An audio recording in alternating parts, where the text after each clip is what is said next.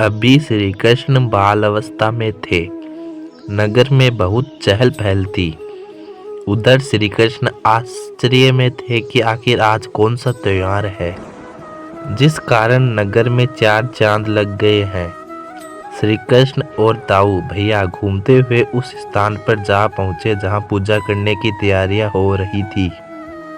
श्री कृष्ण आश्चर्य से पूछ लेते हैं कि आखिर नगर में इतनी जोर शोर से किस त्योहार की तैयारी चल रही है। उस स्थान पर एक महान ऋषि भी आए हुए थे जो उस रास्ते से जा रहे थे जिसमें वह नगर रास्ते में पड़ता था। नगरवासियों ने ऋषि को देख वहां बुला लिया जो उस समय वहां उपस्थित थे। श्री कृष्ण की ये बात सुन लोग जवाब देते हैं कि आज इंद्रदेव की पूजा की तैयारियां चल रही है। यह सुनकर श्री कृष्ण बोलते हैं, अच्छा, लेकिन इंद्रदेव की पूजा क्यों की जाती है? आखिर वो हमारे लिए क्या करते हैं?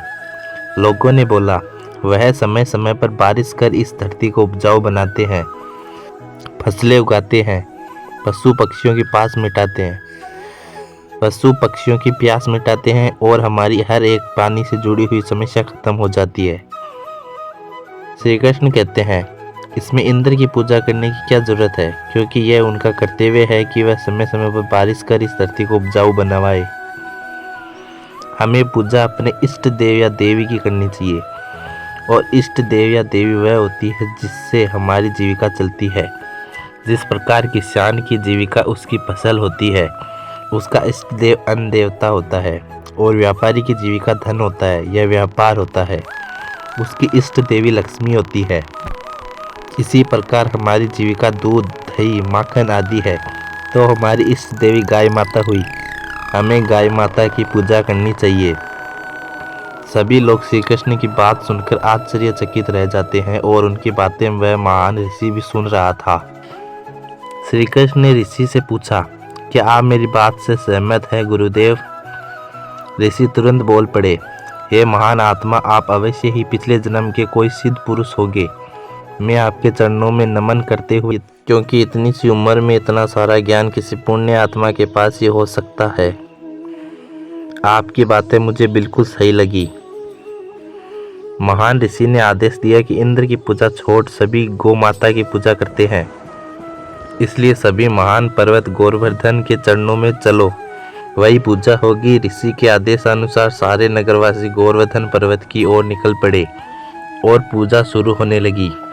पूजा से प्रसन्न होकर गोवर्धन पर्वत ने नगरवासियों को दर्शन दिए और भोग लगाया।